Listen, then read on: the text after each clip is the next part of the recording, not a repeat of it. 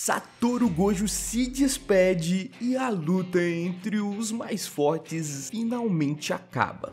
A gente começa o capítulo incrivelmente com o Satoru Gojo conversando com o Suguru Geto. Satoru está um pouco irritado e começa a contar um pouco sobre o que ele disse para os seus alunos. Ele fala que quando você morre, está sozinho. Essa cena até mesmo já apareceu no anime e é bem marcante, diga-se de passagem. E pela primeira vez o Satoru cita o seu pai, mas ele deixa o tópico em aberto e diz que deixou tudo nas mãos da Ieiri para lidar com tudo. Então tá tudo bem. Logo em seguida, Geto pergunta como é que foi o Rei das Maldições. E Gojo respondeu que Sukuna era muito forte. E ele nem sequer se esforçou ao máximo. Gojo diz que não tem certeza se conseguiria vencer mesmo o Sukuna não tivesse o controle total de Megumi. Então Geto fica surpreso que o Sukuna fez o Gojo admitir isso. Satoru deu o seu tudo nessa luta, o seu corpo treinado, as técnicas que aprendeu, o talento que aprimorou, a inspiração e os poderes explosivos, ele fez de tudo. Ele disse que queria que alcançasse o Sukuna e esperava que isso chegasse até ele, essa sensação, esse esforço.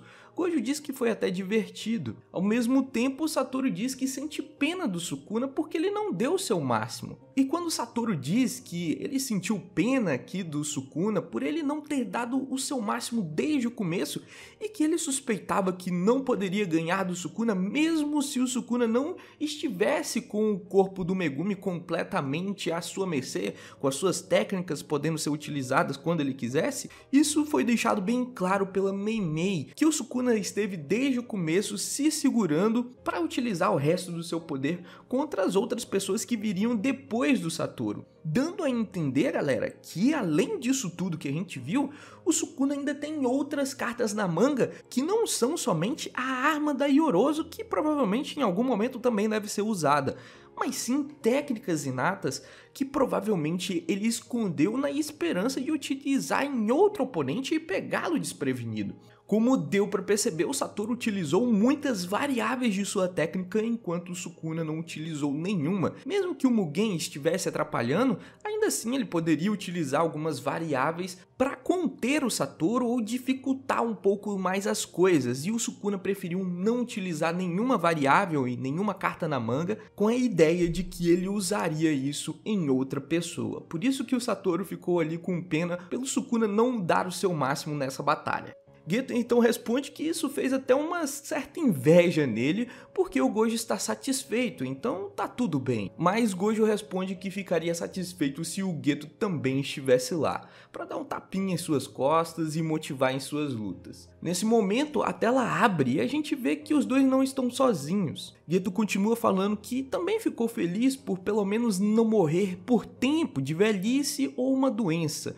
Alguém mais forte do que ele acabou o matando. Já o Nanami aparece lá dizendo que isso tudo é meio nojento, porque o Satoru tá parecendo um general samurai lá que acabou morrendo em batalha. Temos também outro relato do passado que a gente também já viu, que é o Nanami dizendo que já conversou com o Geto sobre deixar todo o trabalho pro Satoru, porque o Satoru não considerava o Jujutsu como algo para viver ou só se sustentar. Em vez disso, o Satoru era o único que utilizava o mundo Jujutsu para se satisfazer. Haibara até mesmo complementa dizendo que todos perceberam isso, mas ninguém dizia em voz alta. Enfim, Gojo pergunta como foi os últimos momentos para o Nanami, e o Nanami responde que os seus últimos momentos não foram tão ruins assim, principalmente graças ao Haibara, que até o final ele não mudou como ele era, e que de certa forma ele fez o seu máximo também. Gojo então se despede, agradece a todos, e a gente consegue ver Geto, Yaga, Nanami, Haibara, Riko e Kuroi, ou seja, todo mundo que morreu e que fez parte da história do Satoru Gojo. Enfim, no próximo quadro a gente repara o Satoru está no chão e cortado ao meio.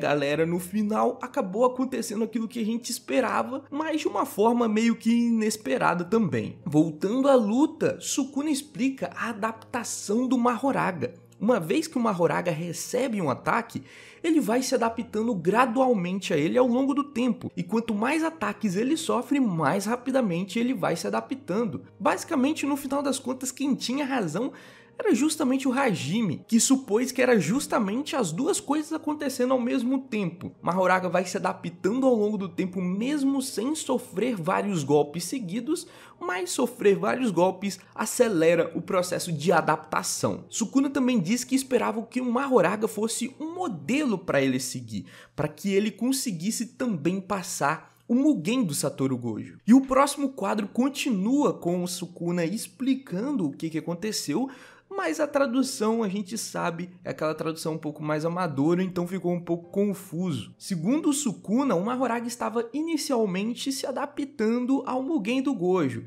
e quando o Mahoraga disparou aquele golpe cortante, não foi o mesmo que o Sukuna. Na realidade, naquele momento, o Mahoraga espalhou a sua adaptabilidade não apenas para o Gojo, mas para o espaço inteiro e mudou o próprio mundo. O que eu interpretei disso daqui com essa tradução é que antes o Mahoraga conseguia se adaptar sozinho ali às técnicas do Satoru, como a gente conhece do próprio Mahoraga. Porém, com o tempo, o Mahoraga meio que conseguiu fazer que tudo se adaptasse à própria técnica do Satoru, e foi aí que ele conseguiu disparar aquele corte de uma certa distância, cortar tudo o que ele queria. Com certeza é uma habilidade bem roubada. No próximo quadro, então, a gente vê que o Satoru está cortado ao meio, e o Sukuna explica que o infinito não importa se o mundo inteiro pode ser cortado. Sukuna, por fim, meio que elogia o Satoru e diz que nunca vai esquecer dele. E isso, galera, é o que acontece quando a pessoa